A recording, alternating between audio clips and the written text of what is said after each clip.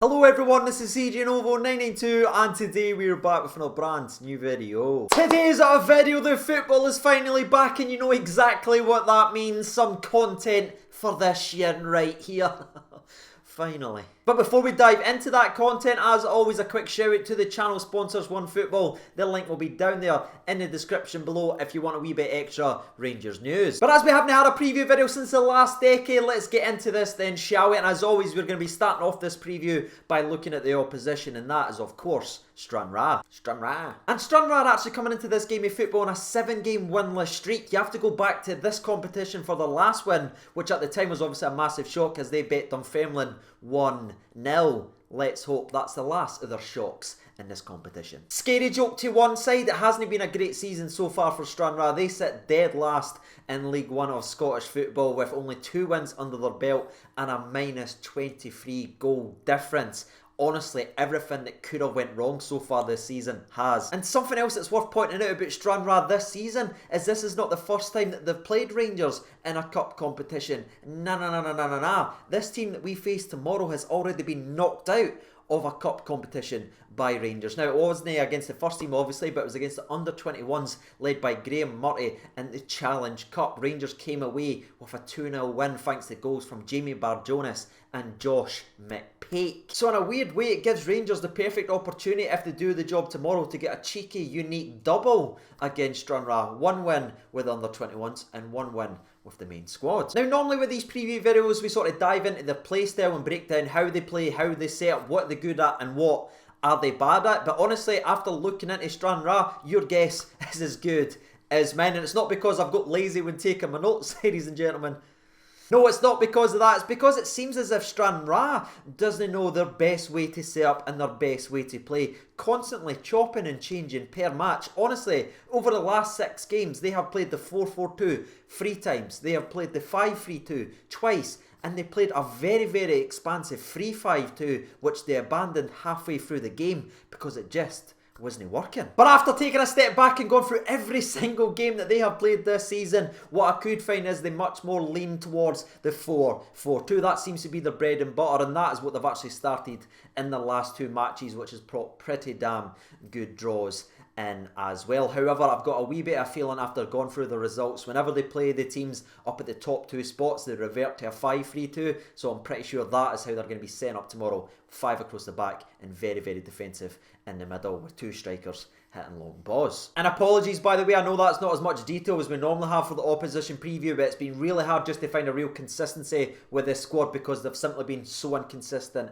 every single game. And that inconsistency right there on how they're set up and how they're expected to play is probably why they've been struggling so much this season. But make no mistake about it, they raised their game in the last round versus Dunfermline when no one gave them a chance, and they'll be trying to harness that again versus Rangers, this time at Ibrox. And speaking of the greatest sight that we have ever seen, I think that right there is the perfect opportunity to dive over and talk about what matters most, and that is Rangers. And that smile is going to greatly fade because the biggest talking point and the biggest news going into this game of football from the Rangers perspective is the fact that Captain Tavernier has been officially ruled out for at least a couple of weeks with a problem with his appendix. Now, the gaffer was very quick to shoot down that rumour that's been going around saying that this is a major issue with Tavernier that was going to be missing from 6 weeks to a couple of months. He shot that down very, very quickly, saying the doctor and the specialist got to it early, and since he's had a small procedure around his appendix and will only be missing for a couple of weeks.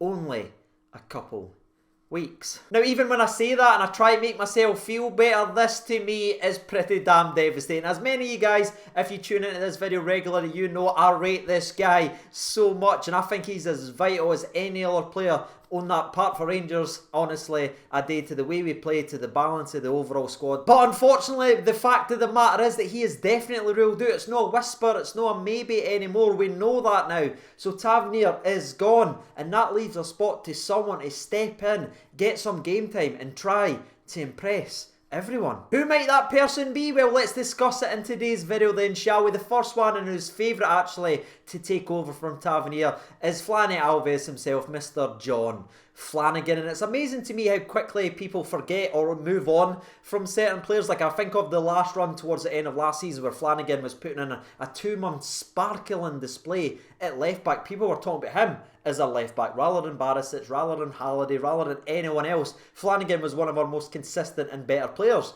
towards the end of last season. Ends up picking up an injury into pre-season. He has a game versus Aberdeen after again another injury spell out. Wasn't a great performance. Now everyone's done. But I just have to say it, Flanagan on his day is a very, very good defensive fullback. Is he as good as going forward as Tavernier and Barisic? No, no one is, lads. Let's be brutally honest about that. But can he go in there and do a job and not let anyone down? Absolutely, especially given the fact that he's fully fit and he's not coming just fresh off an injury like he was versus Aberdeen. Next up we have Matty P, Mr. Matt Polster himself, who, like a lot of players that sign for the football club and hasn't had much game time, has a little bit of a cult following who wants the guy free, who makes loads of comments about how good he is. But if I'm being just honest with you guys watching today's video, every single time I've seen Polster play, I've went, he looks a player. He's been fast, he's been physical, he's been no nonsense, and he's got stuck in and showed quality on the ball. But for whatever reason, it's not worked out, and I do not think he is the man to step into Tav's shoes, because he didn't even travel to Dubai. And based on that, I don't even think a Tavernier injury will increase the chance of Matty Polster possibly getting some more minutes for Rangers, which is a real shame, because what I've saw of Polster, I was actually impressed. Next up is a dark horse, one that I'm not too sure many people are actually discussing, or at least I haven't seen too many people mention it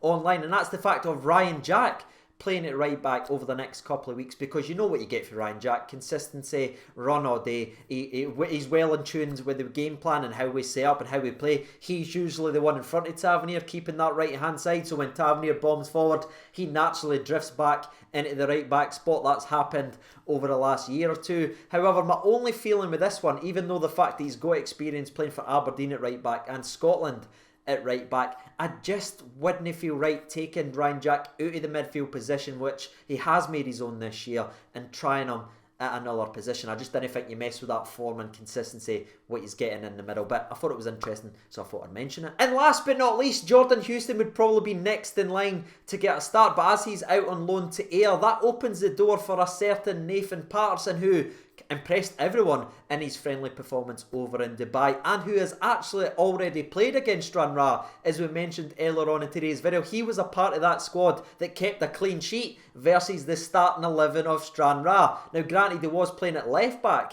at that time, but as he showed in that friendly versus Dubai, he can bomb all day down that right hand side, and is this the time to give him a chance? So with all those options out there, you know exactly what comes next. I'm handing the reins over to you guys. I want to know your thoughts and opinions down there in the comment section below. If it was up to you, who would be starting right back in the game versus Stranraer? And while you guys are hopefully sharing your opinions, I will give you mine very briefly, because it is pretty boring. It's not the sexy choice, but it's the choice I think that we need to go with, and that is John Flanagan. He has showed at his time at Rangers, when he is fully fit and he's not coming off an injury, he's a very, very good football player, and I think giving him some minutes versus Stranraer, not the full game, can give him some minutes, will be the perfect option just to warm him up at the right back spot for the games in the league coming up. But with that being said, let's move away from the tab discussion then, shall we, and dive into the official Rangers press conference. And there's only one little thing I want to talk about, because it's just giving you an idea on what Rangers team you're going to be likely to see tomorrow, whether you're at the game or whether you're watching it at home. Gerrard has confirmed that it is going to be a strong 11, however there is going to be changes made from the 11 that started at Parkhead, so expect a lot of changes in the starting 11, including one which is George Edmondson, who was confirmed at the press conference that he was getting some minutes. So I'm very excited to see who he is partnering with. If it's Katic and Edmondson, that partnership really excites me, because both of them are absolutely rapid and both of them have that physical aspect to their game, so I'm very interested to see how those two perform tomorrow. But again, the rest of the 11 is up for grabs, and I'm excited to see who Gerrard picks. And that leads us perfectly over to the team news then, shall we? And the first one is going to be Helander, who we know is going to be out for at least a little bit longer. He is still in a protective boot, and he's still about 4 weeks away from returning to action, which is a real shame for him given how well he was actually playing. We also found out that Greg Stewart may be missing the game for tomorrow, as he is listed as doubtful with a calf injury, and that just sums up everything, you know what I mean? The guy performs so well, he's been working so hard, it all sort of lines up that he will be starting tomorrow, and he picks up a knock in his calf. I'm honestly gutted for the man, but fingers crossed he comes through and we do see him at some point tomorrow, probably to score a brace. And one other name to give you an update on, and that was the fact that Glenn Middleton will definitely be missing the game as well, as he has a knock, but everyone else is good to go, fully fit and ready if needed versus Stranraer. So that's it, ladies and gentlemen. That is the preview, that is the press conference, and that is the latest team news wrapped up in a neat little bow. Now you know a little bit more about the fixture. It's time for us to give our prediction on and it will actually be our first predictions of the new decade. So good luck. Me, myself, I'm going to go pretty big with this one. I think everyone will be out there to impress not only Steven Gerrard, but the Ibrox faithful. So I'm actually going to go with Rangers 6, Stranraer 0. My goal scorers, I'm going to pick Greg Stewart to score a dirty double because that is what the man actually does. I think Jermaine Defoe will also get a double in the game, and I think my last two goal scorers will be split between a centre half. I think Katic will score if he is playing, and my midfielder, who I think is going to be grabbing a goal, is going to be none other than Joe Aribo. And now that me and thee have had their say, before we jump over to Twitter, go ahead and grab your refreshments, everyone. It's time for a little sponsor break. 3, 2, 1, sponsor break. Now, there's been 1,905 votes. Thank you so much for getting involved. 8% votes for Stranraer. Meltdown's not going well, is it? 2% votes for the draw, but the 90% of the people is voting for a Rangers win. So let's see what they've had to say. The first one comes in from Gary Stephen, and he rates in 55-0 with Halliday with all 55. Nothing too unrealistic. Adamskate Gaming rates in 9-1. That'd be an interesting game to watch. Ian McDougall writes in 5-0 to the famous. I'm going with Edmondson, Defoe to score 2, Stewart and Jordan Jones for me. Apologies for the sneeze there. Andrew Wilson actually agrees with you, and he actually goes 5-0 as well. However, his goal scorers are Stewart hat-trick, Arfield and Jones to score the other goals. Think Patterson will play, but I'm not sure if he'll start. Think Polster could start ahead of him at right back, but he might also start Polster at midfield and have Patterson at right back. Okay. Stuart Ward actually goes one high and he goes 6-0. 2 for Stuart, 2 for Defoe and Barisic and Ryan Jack to score. Callum Stewart writes in 4-0 to the famous. Defoe to score a dirty double. Edmondson a header and a captain Ryan Jack screamer. Oh my God, Callum, can you imagine what that would do to my ticker? 55 writes in well win 55. Philip Ewan McGregor writes in 6-1. Windass hat-trick. Let it go, Philip. Let it go. Ryan Smith writes in 5-0. Don't know the scorers, as no clue what the lineup will be. Fair play, sir. Jay writes in, gonna go for 5-0 CJ, and I'm gonna be playing Polster at right back. Kyle Witherspoon writes in 5-0 to Rangers. Easy game, let's be honest. Think Defoe will get 2, Greg Stewart with 1, Katic with 1, and Ryan Kent to get 1. Stephen Gilfin writes in 7-0 Rangers. Defoe hat-trick, Aribo, Edmondson, Dapo to score 2 as well. I'd love to see little Dapo getting a wee bit of love, and sorry if I butchered your last name there, mates. It's kind of what a day. Cameron writes in 6-0 to Rangers. Defoe a hat-trick. Stewart to get 2 other ones. And Captain America with 1. And the last one we'll read out in tonight's video. Let's go right down at the very bottom. And that's going to come from Lee. And he writes in 3-0. Jones brace and an Edmondson big boy header. Well, there it is, ladies and gentlemen, boys and girls. You've heard from the people. You've heard from myself. If you haven't done so already, you know what to do by now. But as always, I've been CJ over 92. Thank you so much for watching and bye.